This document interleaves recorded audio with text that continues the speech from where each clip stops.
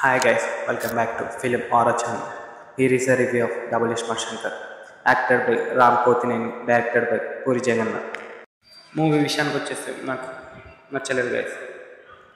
దీనికి 4 main reasons ఉంది. First of all story. అక్కడ స్టోరీ ఏం లేదు. సెకండ్ పార్ట్ కోసం వాళ్ళ మమ్మీ అనే క్యారెక్టర్ని ఒక డిజైన్ చేసి దానికోసం కథ అంతా ఇప్పేటట్టు చేశారు. ఫస్ట్ పార్ట్లో చాందిని చంపేసినట్టు సెకండ్ పార్ట్లో వీళ్ళ మమ్మీని కూడా చంపేస్తారు. దాని చుట్టూ ఈ స్టోరీ మొత్తం తిరుగుతుంది అంతే. ఇక్కడ ఏమి ఉండదు. మళ్ళీ బ్రెయిన్ ట్రాన్స్ఫర్ సేమ్ అదే నడుస్తుంది. క్లైమాక్స్ అసలు ఫస్ట్ పార్ట్ని రుద్ది తీసుకుని వచ్చి సెకండ్ పార్ట్ క్లైమాక్స్లో యాడ్ చేసినట్టు. ఏం క్లైమాక్స్లో చేంజ్ లేదు, సేమ్ క్లైమాక్స్. సెకండ్ పాయింట్ వచ్చేసి సంజయ్ దత్ యాక్టింగ్.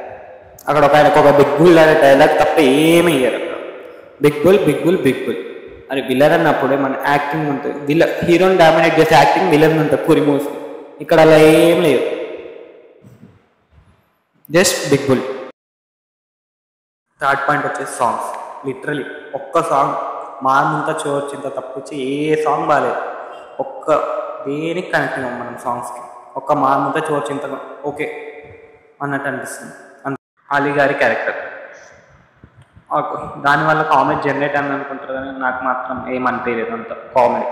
మూవీలో ఒక్కటైనా ప్లస్ పాయింట్ జరిగిందంటే రామ్ పోతినేని గారి యాక్టింగ్.